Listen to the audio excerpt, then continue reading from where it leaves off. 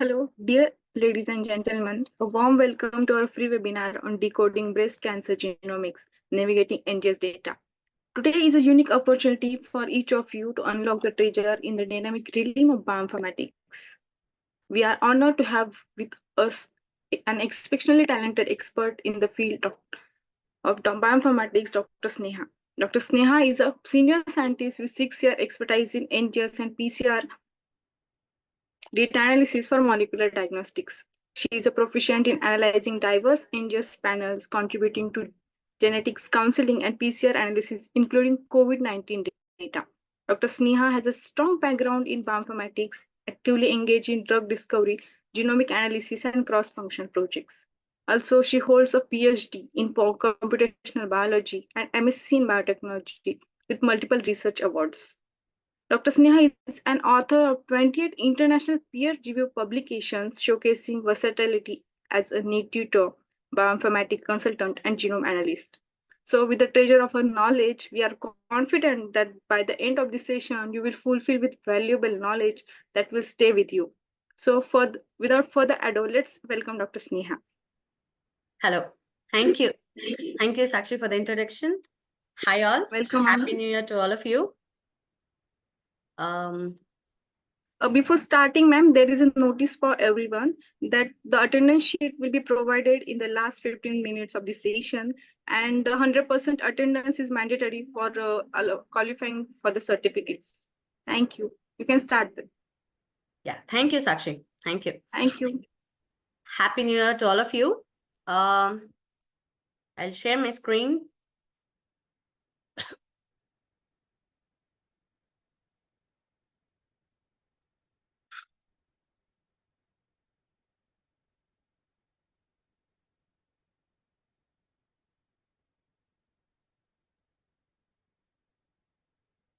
So I welcome all of you for a session on NGS data. So I'm Dr. Sneha, as Sakshi already introduced me. I think that's too much for me. Anyway, so I'm basically from India, Chennai, and I finished my MSc in biotechnology, and I pursued my PhD in computational biology under Dr. George Priyadas from V8 University, Vellore. So that's how my passion towards computational analysis, genes, everything started. Then I have 2 years of work experience with MedGenome Labs Private Limited, Bangalore. And currently I'm working with a very advanced lab. It's called Center for Advanced Genomics and Molecular Diagnostics. It's situated inside an oncology hospital. So that makes me, more towards an oncology perspective NGS analyst. So I have been working on NGS data analysis, say, since 6 years now.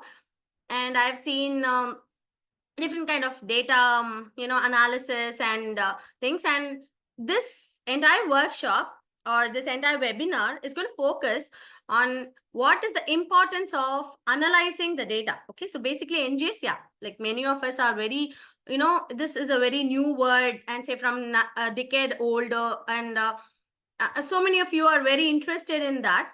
But the analysis, or say the bioinformatics, play a very major role in this. And I'm going to say few of my tips so that when one of you become an analyst like me in future, I think any of this will surely help you. So that's the main idea of this entire webinar.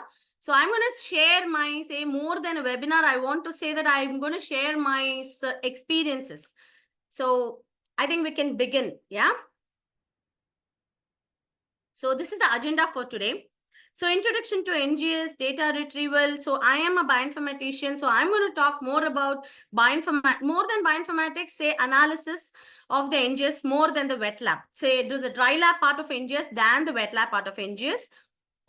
So like I would like to know what is the basic, like how basic, in case you feel I'm little advanced or something that you're not able to catch up, please immediately ping us, so that we will be able to go into an understanding of what, from where you would like to understand. So this is the agenda for the day. So first I'm going to introduce little about NGS. I think most of you would know about it. Then data retrieval and pre-processing, then processing and analysis techniques, and how we are going to analyze, apply NGS in breast cancer. And I'm going to share a few experience of mine, that's a case study and success stories, and what are all the challenges the current field is facing. And and now at this present scenario, where NGS is, or how is the field of NGS is growing. Okay, that's going to be very interesting. I think it is interesting for me. I hope I convey to you people with the same interest. So now, introduction to NGS. So I think most of you are aware of what a gene is, right? So central dogma of life. So mostly, say from a DNA to a RNA and to a protein. So this is the entire molecular biology, right? So when a DNA is going to convert into RNA, we call it as transcription. And then when an RNA converts into protein, we call it as translation. And the DNA replicates, right? So this is the central dogma. And the entire molecular biology field is totally dependent on just this central dogma of life. Okay, so now in NGS, so before NGS, how world used to be, like how it was is, like, we know there are ATGCs, right? So we know we carry some genes, and those genes are coded by ATGC. Now before NGS, how it used to be is, say we have 10 base pairs, okay? For every 10 base pairs to be read, okay, it used to be like 4 tubes they used to do. And say after that 4 tubes, every tube will be run on a gel, and then the data interpretation will happen. So this was called as Sanger sequencing. So we have to thank Sanger for it. In 1977, Frederick Sanger is the one who started this sequencing technology. So we should be very grateful to him, and for what now we are is because of him only. So that's the first generation sequencing, okay? So that's what, from there, now NGS is like parallel sequencing. Like, say, to read 10 base pairs, it would probably take them a day to finish and understand the sequence. But now we are able to do, say, whole genome sequencing within that. Excuse me?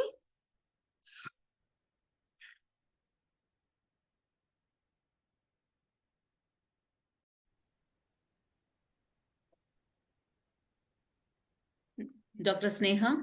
Yes, ma'am. You were on the first slide for since last 5 minutes or so. Were you changing the slides? Yes, Or, ma'am. sorry, but slides got stuck, I guess. Is it moving now?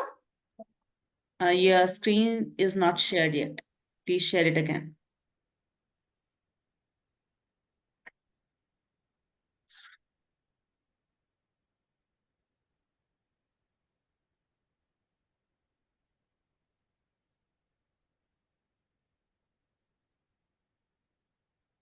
Is it moving now? Yes, it is moving now. Okay, was it in this tab? Okay. Yes, I Okay. guess it's all right now. Okay, I was talking about NGS and where we are in NGS, yeah? Okay, Yes, ma'am. Please can you go ahead? continue. Sorry for interruption. Yeah, so it's okay. Okay, so before we go into NGS, okay, so I would like to talk about genes, and then some, say, NGS we are doing to know what type of variants we are going to see. Okay, so basically NGS is something that I'm going to sequence a sample and I'm going to align it with a reference. And why I'm doing this is to see any variations are there or not, and will that variation cause a disease or not. Okay, so just a discussion points. Genes, most of you know, so we have 30,000 genes till now coded. And then types of variants I would like to tell, because this is what we're going to see today. So there are substitutions, say ATGC, substitutions is single nucleotide variation or copy number variations. Okay, deletion is the deletion of an amino acid, of a base pair, right?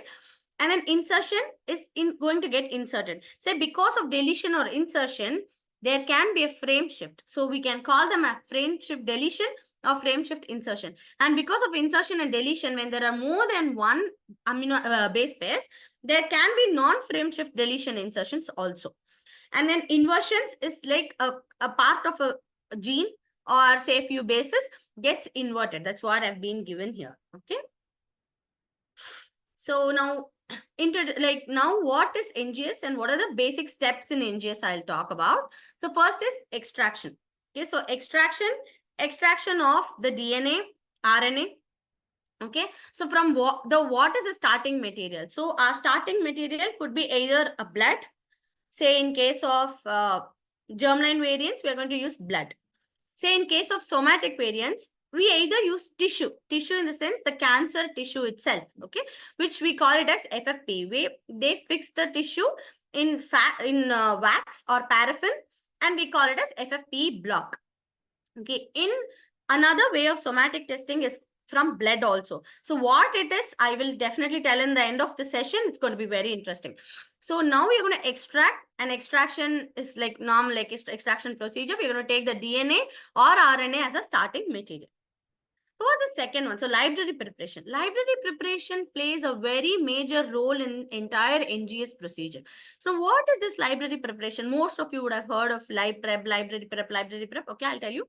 Now say we have a DNA. Okay, this DNA comes from our sample, right? So it is not a single DNA.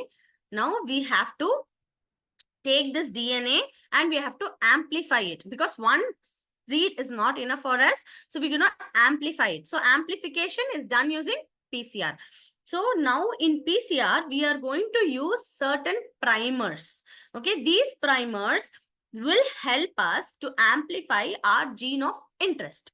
Okay, it can be sometimes whole genome, or it can be a region of a gene, or it can be an entire gene, or it can be exomes of the gene. So many things. Okay, now once this PCR is done, okay, this amplification is done. Now, as we know, I think most of you know what PCR is, I hope so. So once this PCR is over, what happens is every DNA, like most of our DNA strands may not be of the same size. So to make it into same size, we will add ligate, and we will add adapters to it. Okay. Now this is first thing. Now after this PCR and adapters we have added, next thing we are going to do is we are going to add the barcodes to it. Now what is this barcode? Why should we add barcodes to our DNA strand? Is because, as the name suggests, okay, NGS is going to be massive parallel sequencing, which means I'm going to sequence quite a number of samples, say my sample, another person's sample, and 3 or 4 people's sample. So what I do is, after the first PCR is done, I'm going to add barcode to every strand of my DNA, which means to say the sample 1 will have barcode number 1. And then like that, we can have up to based on whatever technique we are using. Okay. So what is this barcode? This barcode is also nothing, but it is also a sequence, ATGC sequence. In different sequences it will be. So now why we should do this is, once the library preparation is done, we are going to add all the samples into the same tube, in a single tube. If most of you are aware, PCR or any other technique, we do sample wise. Okay. Whereas in NGS, we don't do that. We do parallel sequencing, which means we are going to add all of that into one single tube. So at the end of the my entire procedure, I should be able to segregate it, right? I should have the sequences of mine. You should have your sequences of yours. To segregate that, we add something called as barcode. Okay. Now, once the barcode is added, then our gene of interest and this template is ready. So this is library preparation for you in very short terms. Okay. So now first is extraction. My DNA is ready. Then I'm going to amplify it, and I'm going to add barcodes to it, and then I'm going to add adapters to it. After this, my library is ready. Okay. That is a set of DNA sequences are ready. Okay. After that, this entire thing goes into sequencing machine. So inside the sequencing machine, the sequencing happens. Sequencing is nothing but it is going to tell in what sequence, which DNTP is there, A, T, G, C, what it is there. Okay. The last is the most crucial step is the analysis. Okay. Now we will get huge data out of this, because we are not going to put one we are not going to put one template, right? We are going to put huge templates. Like for one person, we are going to have so much of amplicons. We call those as amplicons. We're going to have so much of it. So now we are going to get huge data. With that huge data, say for example, at the end of say clinical exome is one type of NGS technology that they use. In that say maybe you will get up to 4 GBs of data. Now what are we going to do with the data? How are we going to process the data? That all apply is in under the analysis step. So this entire webinar will be talking more on analysis, right? Can we move ahead? So now, so as I said, there's some sequencing, right? So now how the sequencing happens, we'll see. So as I said, this all started with Sanger sequencing, right? In Sanger sequencing, what they will do is, it is based on capillary technique. Okay. So now what happens? Now there is a DNA template. Okay. In Sanger, it is a single template. In single template, what happens? You will have ATGCs, and few of the ATGCs, say DNTPs, we call it as. Okay. So it will be DDNTPs, like D-deoxy means 2 OH groups will not be there. Okay. Now, what is the use of this is, once this both OH groups are not there, when that comes and attaches, your chain, there is no more going to be addition of the DNTP is going to happen. The DNA polymerase will stop there itself. So this DDNTPs will be either radio labeled or will be tagged. Okay. So once this is done, once what happens, there will be very less amount of this. Then we have a capillary electrophoresis through which this DNA will, this template will move, and then it will give signals. For every DDNTP radio labeled, it will have some signal. Through that, we will get some waves. Most of you would have seen how a Sanger report would look like. It will have huge waves. Based on that, we can say if it is heterogeneity, or it is how many Gs are there, how many GC content, AT, GC. And now Sanger sequencing, they were doing for a very small base pair. So you can either do few exons or say a smaller gene together. Okay. So this was little tedious. So next what they did is, second generation is pyro sequencing. Now instead of radio label, they started using light. That's all. So that was pyro sequencing. But in pyro sequencing, it was more more of, you can add more of samples together, all that. Okay. Then came the Illumina, Ion Torrent. All those people use reversible termination chemistry. Say for example, in Illumina, they use bridge PCR, whereas both the strands will be red. Whereas in Ion Torrent, there is a, they will detect the sequences using the change in the pH. That's why it's called Ion Torrent, right? So say in Ion Torrent, what happens? Say there is a template DNA. To that template DNA, you will have ATGCs coming. When one reaction will happen, there will be change in the pH. This change in the pH will be recorded, and corresponding to that, whatever whatever base pair will come, that will be recorded. So that is how the sequencing by reversible chain termination will happen. So after this came, so this the drawback of the second gen, but however, in diagnostics, most of the people use the second gen. We are still in second gen. What happens is, we can do short reads. However, we can do huge sample, but still short reads we can do. Okay. Say 200 to 500 base pairs we can do per template. Okay. Then came the third generation sequencing. Now, what is this third generation sequencing is? Say the second generation sequencing's one major disadvantage is false calls. Because it's going to be short, it may have false calls, artificial. We call that machine artifacts. Okay. Then in third generation, what happened to see that we don't have this, they have something called as long read. Yes.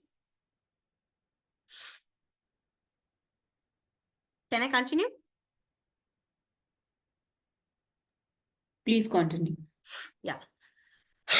So in third generation, especially nanopore sequencing and PacBio sequencing are very excellent technique, where huge reads, you can do huge reads. In nanopore, there is a membrane, okay, on the on the cell, on the wells, we call them as wells, there's a membrane through which this DNA, a single strand of DNA will be let in, and you can see real time sequencing in that.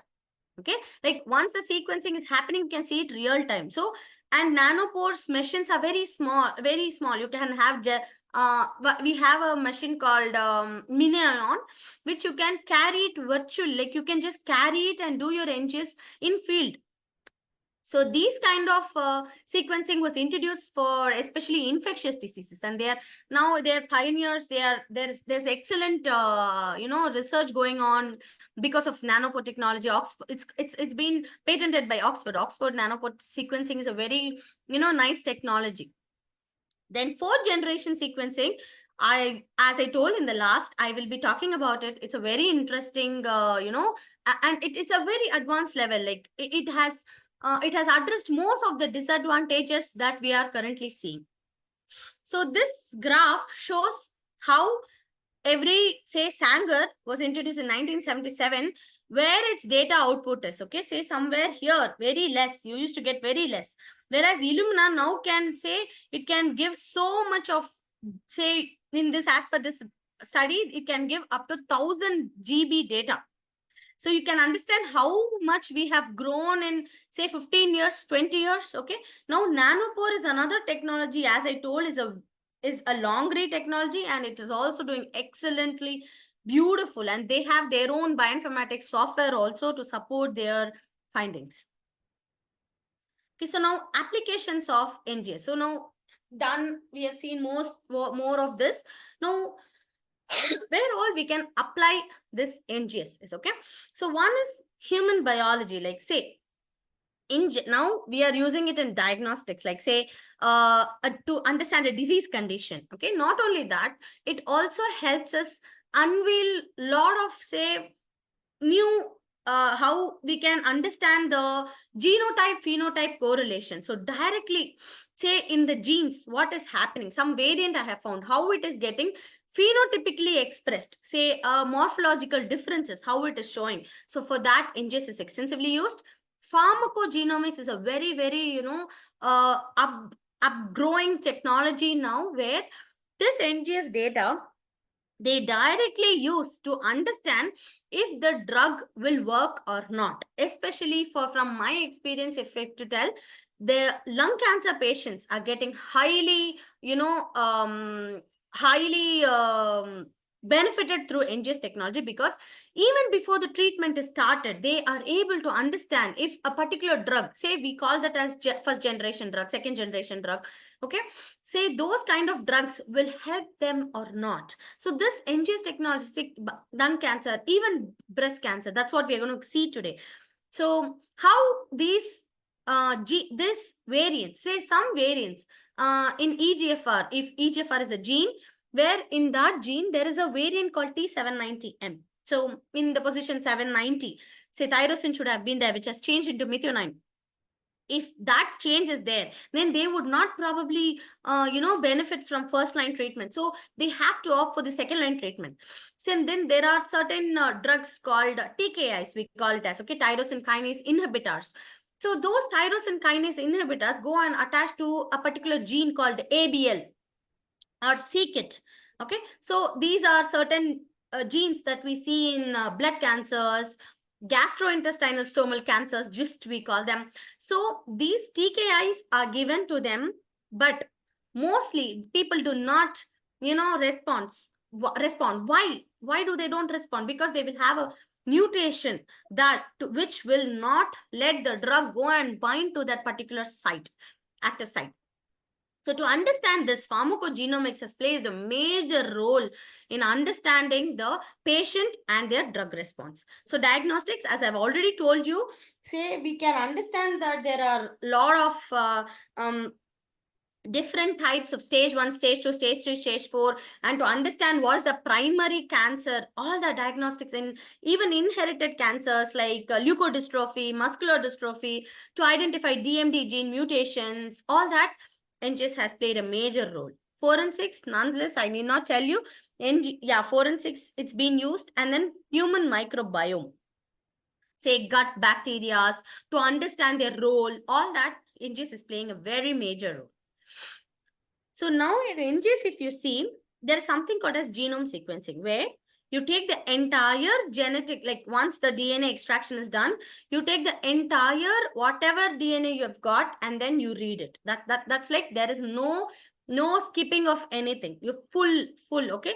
This may lead up to say 100, 200 GB of data.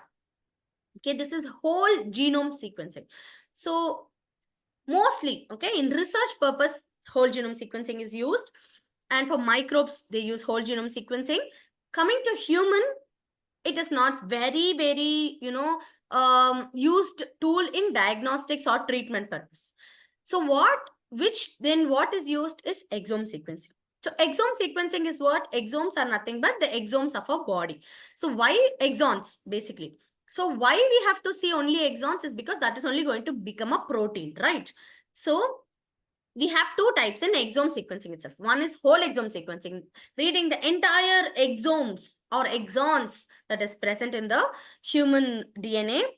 So another one is clinical exome. Clinical exome are reading the exons that has clinically any impact or not. That's all. Say that those genes will be already studied in OMIM, that is inherited Mendelian, online Mendelian inheritance database. Those exons they will see. So now what is this whole exome and clinical exome? Where they use is, say in clinical exome, they will use where particular phenotypes have been, mostly they are used in inherited diseases. As I already mentioned, like leukodystrophy, and certain other, metabolic disorders. Okay, all that exon sequencing are used, or exome sequencing are used. Now, very, very largely accepted way of sequencing is in diagnostics and treatment. Aim is targeted genome sequencing. So now what is this targeted gene sequencing is? I am going to sequence only few genes, particular genes for which the patient is showing. Say, for example, if he's a lung cancer patient, there are say hardly say 50 genes, 60 genes they have told till now. Of that, whichever will have a targeted region, if the mutations are there in that, only those regions I'm going to study. So that is called targeted gene. So now where we have to use this is very, very important. So targeted gene, you will get data very fast. You will get minimalistic data. That we have to understand, that you're going to get minimalistic data. Unlike exome sequencing. In exome sequencing, we will get huge data. And we will have a broader idea. Whereas in targeted sequencing, only when we are very sure of what the probable disease type is, say like dystrophies or any particular metabolic, say only GDPs, G6DP, only certain particular type of diseases are there, only then we have to go for targeted. But targeted will help you because you're going to get lesser data, your analysis is going to be more better. Your understanding will be more better. Okay, and it is also cost effective compared to exome sequencing or genome sequencing. Genome sequencing will be too expensive. Exome sequencing is comparatively better than genome sequencing. And then targeted sequencing it's comparatively less expensive. And why we have to do targeted sequencing is, if we take targeted sequencing, we can go to a higher depth. Now, what is this depth? I will come and tell you later in the slides. Okay. Now, once the sequencing is over, I'm going to get the data. So now what will be the first data? Okay, So once the sequencing is over, I am going to get some raw data. So before I go and sit with the data for analysis, I have to do first thing is primary analysis. So primary analysis meaning I have to see if the whole through the sequencing was there any interruption or not. That is the first thing we have to see.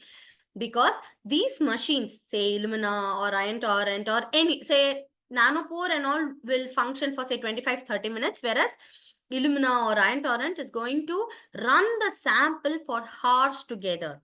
Say 6 hours, 7 hours together.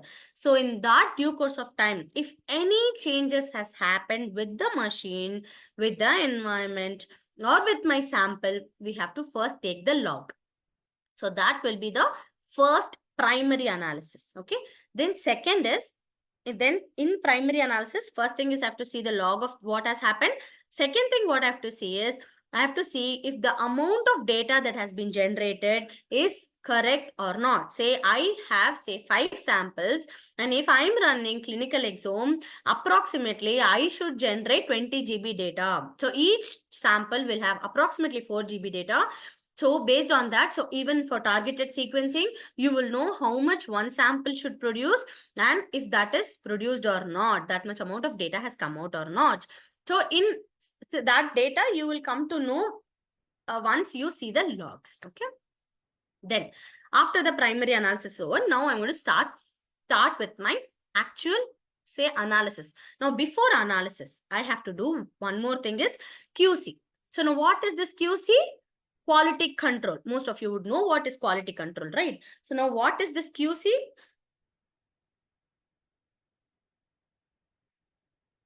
So now what is this QC?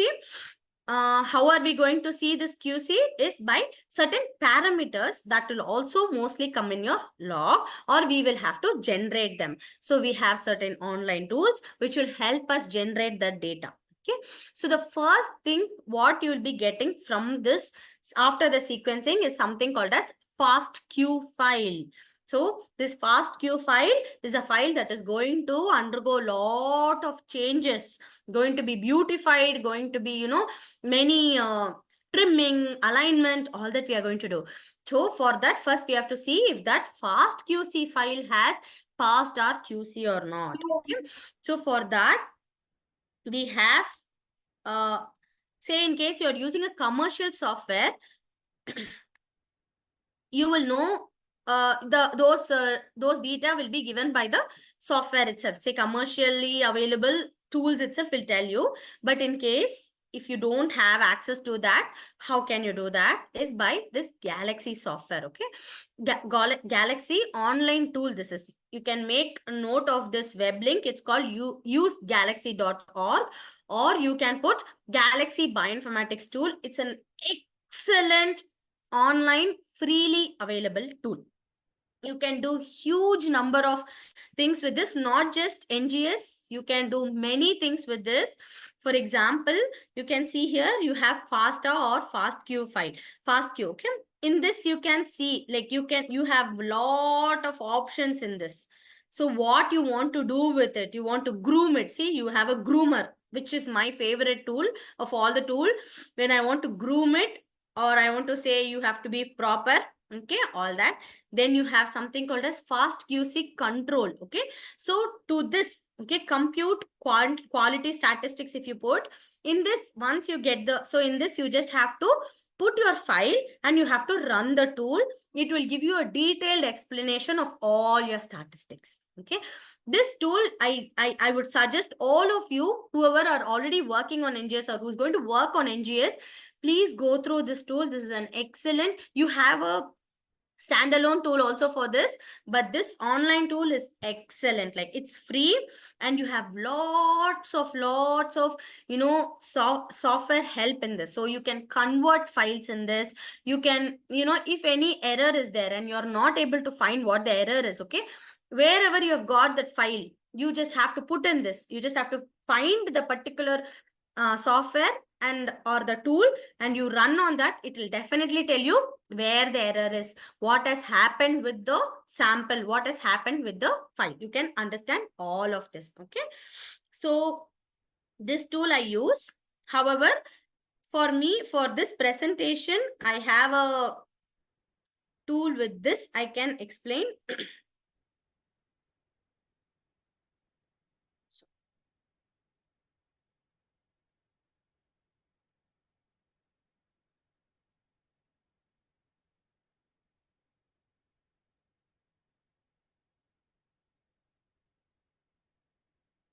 Okay. So this is the first QC I'm going to get. All this data is based from Ion Reporter software, or say Ion Torrent. I use mostly Thermo Fisher's Ion Torrent. Excellent. Like, it is very, very user friendly for me. Anybody who has a dilemma between Illumina and Ion Torrent, if your aim of doing NGS is, say, targeted, highly targeted, I would suggest you to go with Ion Torrent, because the tools and the softwares are highly user friendly. Okay, so in this, if you see, I have processed, say, 9 samples in this. In this 9 samples, I have got something called as Q20. Okay, and one more thing is called Q30. So now this Q30, once if you go to the Galaxy software, you will get one statistics called as Q30. Q30 means one error for 1,000 base pairs, which, so that quality, if it is good, okay, Q score is a quality score. Generally, that's all, nothing else. Q means quality score. If Q30 is good, that means your sample or the data you're going to analyze is believable, like you can believe in it. Okay, there are cases where when this Q30 is very bad, okay, people do see Q20, which is one error for every 100 base pairs. If you see that, it may not be very reliable, then your analysis and your way of analyzing the data should be extremely careful. Okay, why extremely careful? I will definitely tell you. Okay, so this software, for me, this Ion Torrent software will give me this BAM file. Okay, so this BAM file basically is coming from FastQ only. From FastQ, you will convert into SAM, BAM, though that's a pipeline. So this Galaxy software which I showed you has all those pipelines. Okay, you can do it manually also. Whenever you are not confident, you can definitely do it manually. Please use Galaxy software. There you can change the BAM file into your FastQ file into BAM file. Okay, so now from BAM you can convert into SAM. Now once the SAM file comes, you should know you will have to change it into variant calling file, that is the VCF file. So that will be the last of your bioinformatics. All the bioinformatics tools you can use, and VCF file will be your last output file after the secondary analysis. Okay, after your QC, after your alignment, after your reading, trimming, grooming, after all of that, VCF file will be the last. So that is called the variant calling file. That's all. That is nothing but it is going based on the so now how will you generate that VCF file is through this software called as GATK. Okay, this is also an excellent tool, GATK. Okay, this software is called GATK. This is this you can download and do. In this also, if you see, there are huge, say, you can haplotype caller is there, mutex detect is another tool. Okay, and then I use mostly functionator, CNV calling, SV calling. All this calling you can do using GATK tool. In case you don't have access to commercial tools, you can use these bioinformatics freely available tools. Okay, so this once you get the SAM file from Galaxy tool, you can put the SAM file into this GATK and then you will get VCF. But for your information, all this process will take some time, good amount of time, say up to half a day it will take. Okay, based on what is your your computer's processor also matters a lot. How much you're able to upload, how much you're able to download, all that matters, and it will take a huge amount of time. Okay, so this GATK also you can use. So this GATK is also a very wonderful tool. It has helped me a lot. After that, you will get something called as VCF file. Okay, so before going into VCF file, I would like to talk more about the QC part. Okay.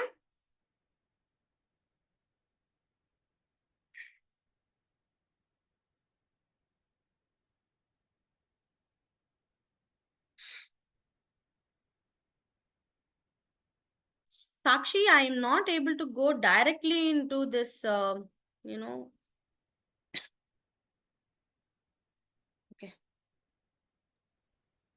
Please explain the problem once again, ma'am. I want to directly go into this slide, like directly go into presentation of this slide. So there is one icon I can see. Okay, I got it. Yes, thank you. Thank you. Okay. So in this, I will directly get the BAM file. You can see here, there is BAM file, right? BAM file. So now in this also, I'll tell you, say now this Ion Express 1, Ion Express 2, you're able to see here, Ion Express 1, Ion Express 2. These are nothing but the barcodes that I had put. Based on those barcodes, after the, this software will segregate, okay? Segregate and will give me separate file, okay? So now, I told you Q30, Q20, all that over. Now, what is this is called the histogram. Okay. So this will tell me, okay, say for example, this one will tell me that majority of my DNA is lying at 125 position, 125 bases. So if you can see here, 133, 131, 132. So this is my mean base pair length. So if you see, there is a difference between this one and this one. So which means ideally this is a no barcode. I cannot consider that as a sample, but for a discussion point, I'm telling you, in case if this is going to be my sample, the first one is going to be my sample, then I cannot rely on the data because the data is not in my mean base pair. This mean base pair, where will you get? Once you are doing the you will get the primers and all, that time only you will know what will be your approximate mean base pair. If your samples are not lying there, that means the run is not good and you cannot rely on that sample. Okay. So this is the first. Okay. So this is the second one. Now what is going to happen in this is, say now you have the same 9 samples I have. Now this is the mapped reads. So mapped reads means how many reads totally after an entire NGS procedure is over, how many reads I am going to get is what is this mapped reads. Now what is this on target? So once this entire thing is over, I have to see 2 more things. One is called the on target and the uniformity. Okay. Now uniformity is how much every, so mostly if you see, most of my uniformity is good because this histogram is good. The histogram has no problem in this. Say it is all lying mostly in 125, right? So most of my uniformity is good.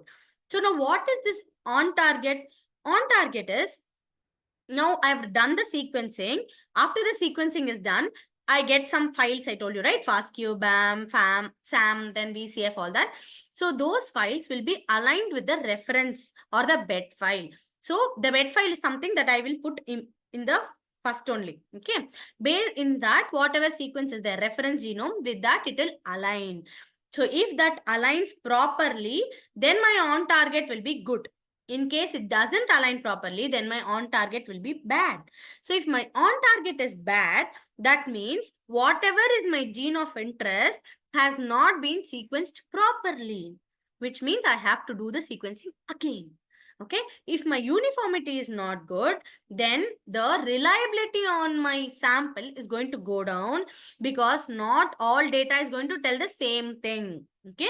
So these 3 things should be very, very careful. One is your QC, then your on target and your uniformity. These 3 things are very important. Okay. Then now this one. This is another QC that we will be seeing is how this amplicons, like amplicons, you remember that you get after the PCR, okay? Those amplicons with at least 500 reads or 100 reads. So based on what type of sample I have taken, okay? If it is blood sample, then the reads will be too good, okay? Because it's going to be direct genomic DNA, right? In case it is a tissue sample, there are chances that not all your DNA is going to be too good. So this, how many times it has read matters a lot. So in this, if you see amplicons with at least 500 reads, it's only 84%, okay? So in this, one more thing is called strand bias. That also we should be very, very careful because these primers have a tendency to, sometimes they have a tendency to have strand bias when the primer quality goes down. So if the primer quality is going to go down, then you have to change one of your primers, okay, or you will have to look into the primer point of view. So what these all QC suggests is if my entire procedure has gone correctly or not.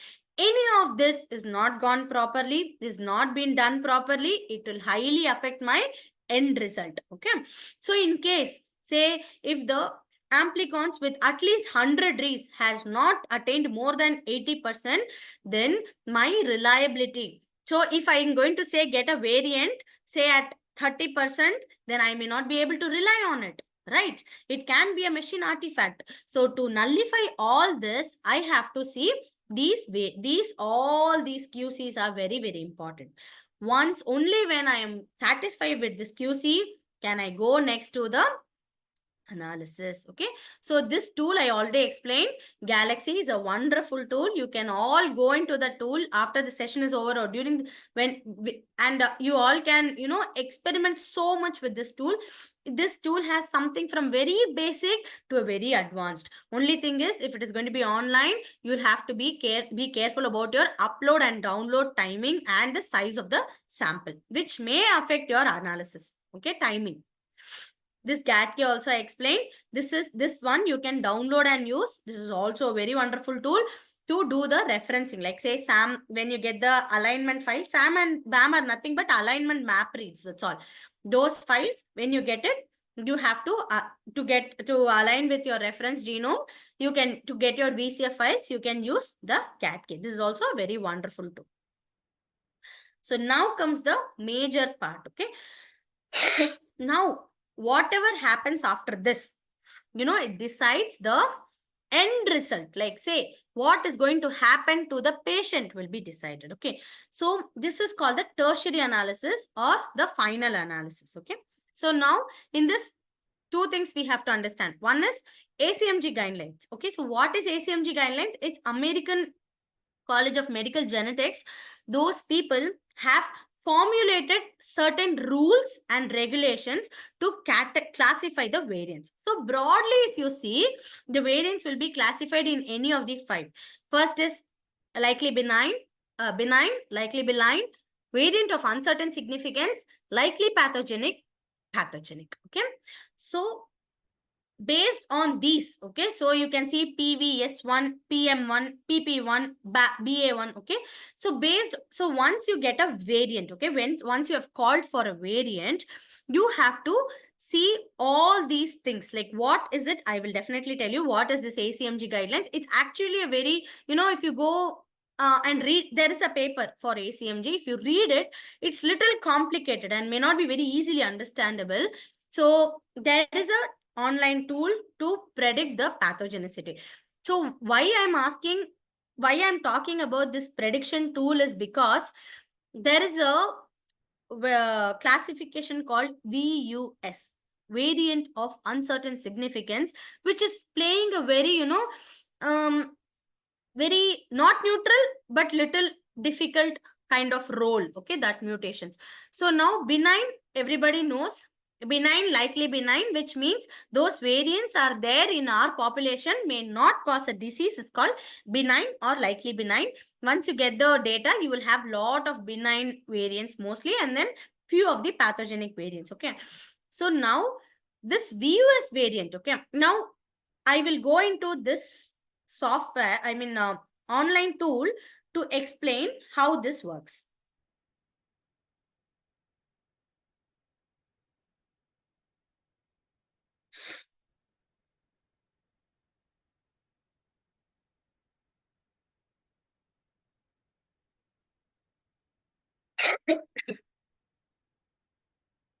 Okay, so this tool will help you classify your variant.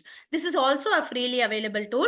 This tool is from University of Maryland School of Medicine, a very wonderful tool. Whenever I find it difficult to classify my variant, I rely on this tool, and this tool is very, very good. Okay, say now, first we have to understand what type of variant it is. Okay, if it is it a null variant? Null variant has your nonsense, frame shift, canonical site split, initiation, and multi-exon deletion. So if it is going to be deletion, nonsense, frame shift, or a splice-sized variant, we'll have to click on this. Okay. In case Okay, if I've got, say, any of this, I will click on this.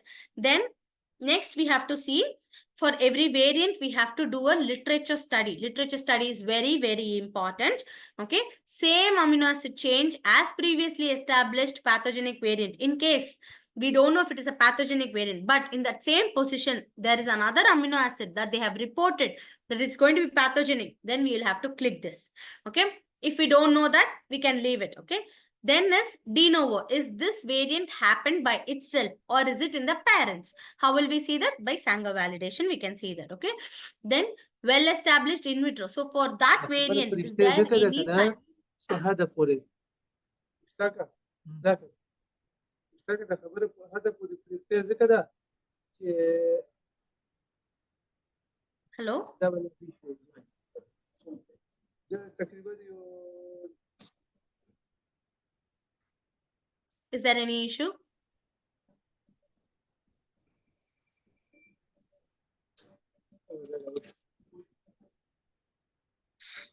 Is there any issue? Or can I go ahead? مشتاق بيجوا بالتسكر سوي ذي واقف وما هو Dipshika ma'am, can I go ahead or is there a question? I'm not able to be clear with him. Yes, ma'am, you can continue. Please I can continue. continue? Please continue. Okay, thank you. Okay, so any of your variant, if has come in this, then we will click on that. Okay, say for example, now I'll click with say PS1. Okay, then say if it doesn't satisfy any of this, then we'll have to go and read on the next few guidelines. So is it located in a mutational hotspot region or not? So to know that also, we have databases like you have Uniprot, you have PFAM. All these databases will tell you if your mutation is going to lie in the in your hotspot region or not. Okay, and then you have gene cards. Okay, all these databases will help you on that. Okay, then is it a recessive disorder or not? So how are we going to know that? From OMIM. OMIM is another say I can go and show you. Say OMIM is a database, online Mendelian inheritance and man database.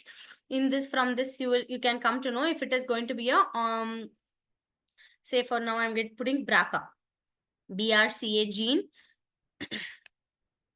So you just have to click, and from this you will know if it is going to be autosomal dominant or autosomal recessive. So which particular disease you are going to see, with based on that you have to know if it is going to be recessive or if it is going to be dominant.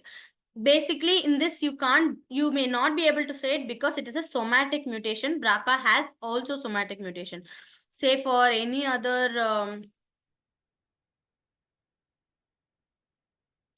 say this is recessive, X-linked recessive gene. Okay, then we will have to put it as recessive. Okay, say for now if I'm putting it as where did I miss it? Recessive. Okay,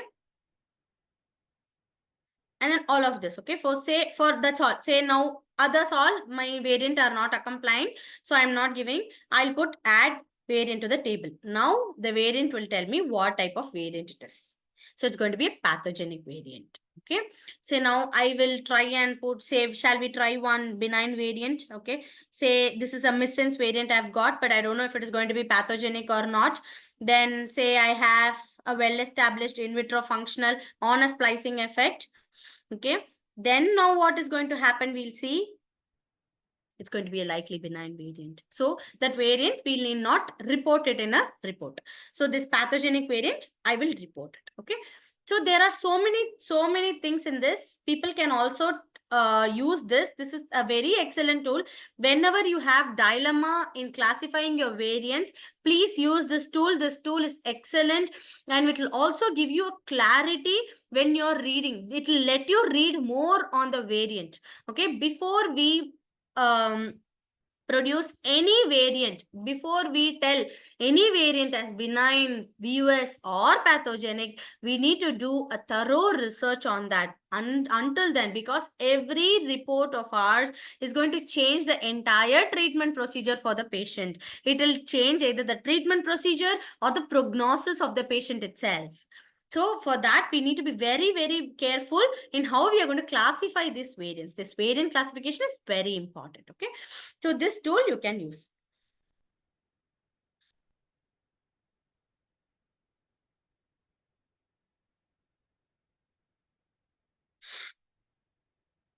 Okay. So there are papers on ACMG guidelines. People can go through that. Okay. So now once that is done, now I have classified. So what are all the databases I can go and see?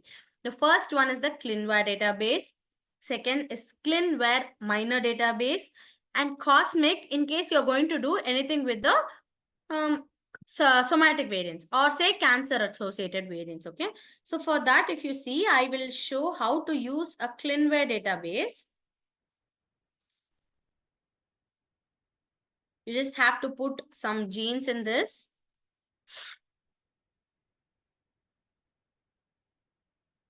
Okay. And okay, so now for say MSH2, there is a variant here. That's nucleotide change is 5253032C. Now see what it will give. Oh, very nice. So this is going to be a conflicting interpretation of pathogenicity. That is, some people say it is a VUS by 9 people and benign by one publication and likely benign by 2 publications. Now we have to investigate more on this variant because it has come as VUS and likely benign. So if you see, so in 2016, they have classified as VUS, okay? In 2020, they have classified as VUS. 18, benign. So which is the latest? 2022, they have classified as likely benign. 2023, benign. So we'll have to, so mostly if you see, 2021 VUS, okay? So 2022 and 2023 suggests it as benign. So we cannot stop here. We have to go and read more about it. So we have another tool called ClinVar Minor. This is one of my favorite tool. Why I will tell you is because it can easily say why a variant is pathogenic or not pathogenic. Okay, you just have to put the gene there and go into this.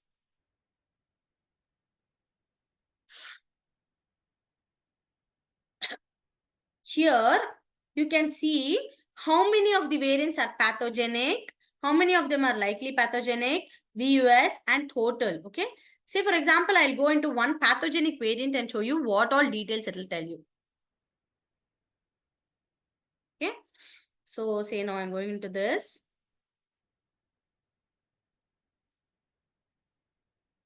Okay. So, you can see here, these are submitters who have told us pathogenic, likely pathogenic, all that. This explanation will tell you why one variant is being classified as pathogenic. Okay. Once we understand that, then we will know if we should report in this current scenario as pathogenic or VUS. So most of the time, like say pathogenic, if it is pathogenic by ClinVar, then no problem. We can go ahead little confidently and report as pathogenic. And also we should see in Cosmic database in case of cancer. In case it is a VUS or it is a conflicting pathogenicity, then we have to read this, understand why a variant has been classified as pathogenic.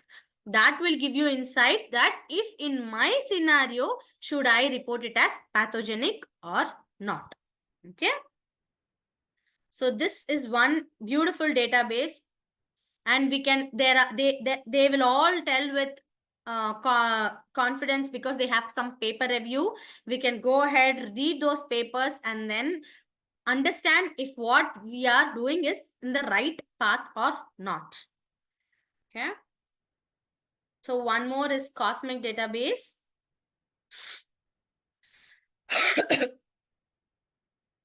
Cosmic has certain bioinformatics tools also. It will tell you that also.